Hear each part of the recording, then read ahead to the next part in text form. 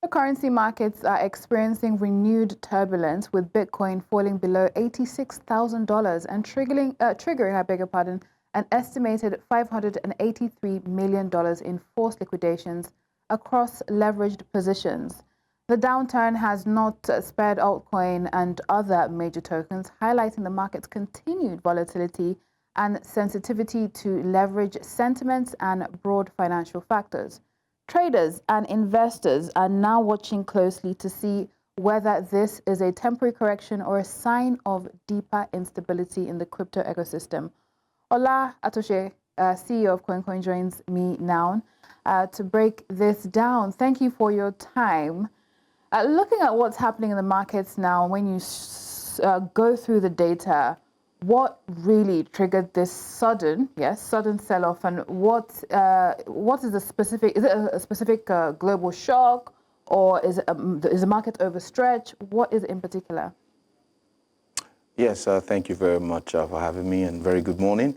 I wouldn't call it a shock. I think these are typical of market behaviors.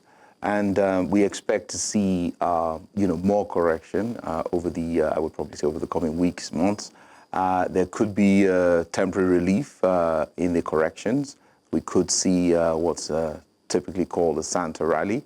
There are two reasons for that. One, we saw some sell-off from the highs of earlier on this year of 125K to $85,000, which is sort of where it's hovering now.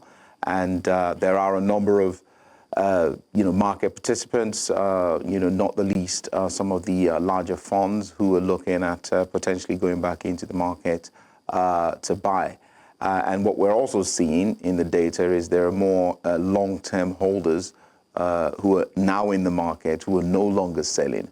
So these events in a mature market, which is what we're seeing with Bitcoin, what we typically see and what we expect is that after moments of what seems like a sort of a knee-jerk reaction, a sort of sell-off, we will then sort of see more long-term market participants come back into the market and in essence go long. So we expect that even if there is a pullback to November 3rd's position of 74K, which could happen, there could be a knee-jerk reaction to take us to 74. We will then again see more upside. In fact, a lot of folk are estimating that we'll see further upside beyond the year's previous high of 125K. And is anyone giving the advice of buy the dip? Well, I mean, the noise of buy the dip this time around isn't as much as it was pre-100. But what I will say is, regardless of, advice, and this by all means from me is not financial advice. We always advise, our users, clients to do their own research before taking a position. But that said, given what we've seen what we call the weak hands get shaken out of the market. Over leveraged positions, which far exceeded the shorts at the 125K handle, have also been washed out of the market. We see an opportunity for further upside across the board, not the least because there is a lot of momentum in the United States of America when it comes to Bitcoin.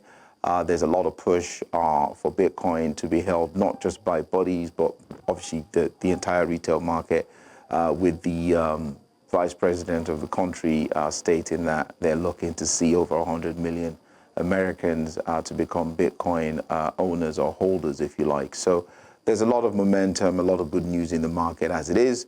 And again, this is not financial advice, but we see further upside as we move, past the holiday period into the new year. All right, so we'll be tracking all of that and more. But considering what is happening now, the volume of money that was wiped out and very quickly, first of all, does that indicate that perhaps an institutional investor is pushing out or moving out? And who was most exposed and affected? The retail traders who are chasing momentum, or the larger institutional players who are basically using leverage? Well, so leverage is used, by everyone, if you wish. So there are a lot of leverage traders in the retail place. And when we see liquidation events, it isn't just one single event which gives you the 583 million which you quoted earlier, it's a number of different events over a smaller amount of time that are seeing these liquidations. So it's both the institutions now, because it's an institutional asset, and the retail market.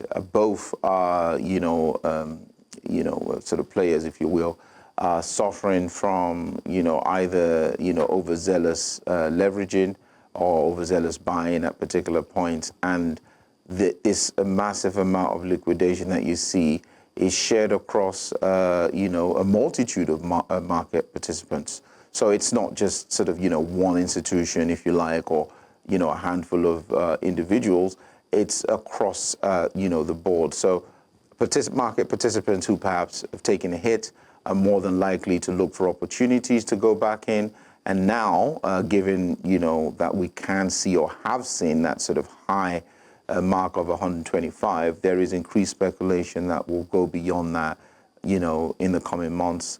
And a number of, again, market participants, the ETFs and those who are, funding these ETFs, for Bitcoin, and now sort of looking at renewed entry. And there are a lot of spot holders, those holding Bitcoin with no leverage, who are in the market for long-term gain, who are not in it for, the quick spikes or the quick, buy and dash.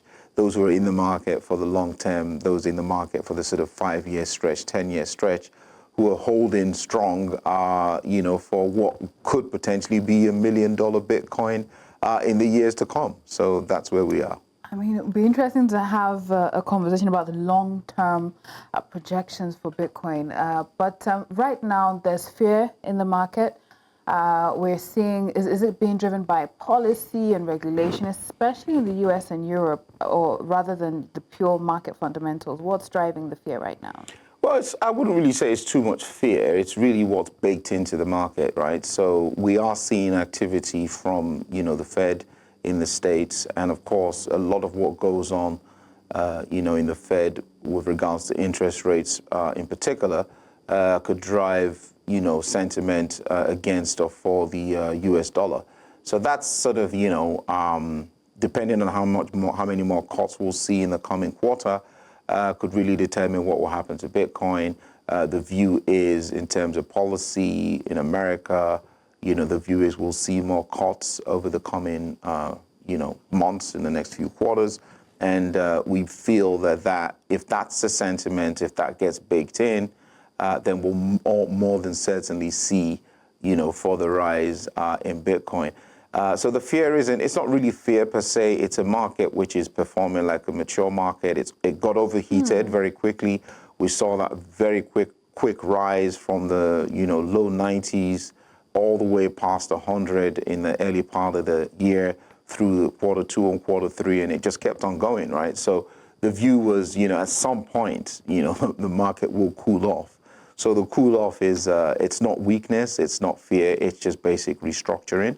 And this is what you expect to see in, as a market advances, as it matures. And now in 2025, we have a mature Bitcoin market, which is, again, it acts like a sponge. It soaks up liquidity where there is liquidity. And with rates dropping in America, we can expect to see more liquidity. And I guarantee you that Bitcoin will soak it up. I think it's interesting to hear you. I mean, a mature market, that's how we're defining Bitcoin right now. The crypto space right now. All right. So let's focus on, and finally, as we tie things together, institutional investors, they're a big part of crypto through ETFs. And during this drop, did they step back? Did they quietly buy the dip? How are they moving? Well, I would guarantee, well, I can't say for sure, but I do know that those who are looking at the long-term gain in this market are definitely buying the dip, right? So institutions will see an 85 or maybe even an 84 price as an opportunity to go in and buy the dip, right? There is a massive support band where we are. There are folk who are saying that, following the spike past 90K, I believe yesterday or the day before, there are folk who believe that this is a sign of more downside to come. And as I mentioned earlier, that yes, there is a hard support at 74. Even if we get there, I see the institutions seeing that as an opportunity to get Bitcoin on the cheap. And again, with rates dropping in the States, this again presents an opportunity for more liquidity to be pumped into the market, and Bitcoin, as always, acts as a sponge, if you like, to set liquidity, and we'll see Bitcoin soaking up that liquidity and then the price being pushed higher. So that's the expectation that I have. All right, we'll see how far these expectations pull through, especially in the year ahead and the time ahead. Thank you so much for your time and perspective on the show today. Ola Atose, CEO of KoinKoin. Thank you very much. Pleasure having you in.